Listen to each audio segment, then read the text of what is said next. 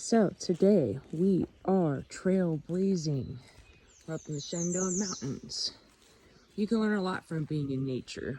First of all, it's good to ground yourself with all the high frequencies that are coming in, but also nature just is. Nature works with the elements. Nature allows the changes. There's a flow to everything, right? All the elements work together for a common purpose. They're all trying to thrive, to grow, right?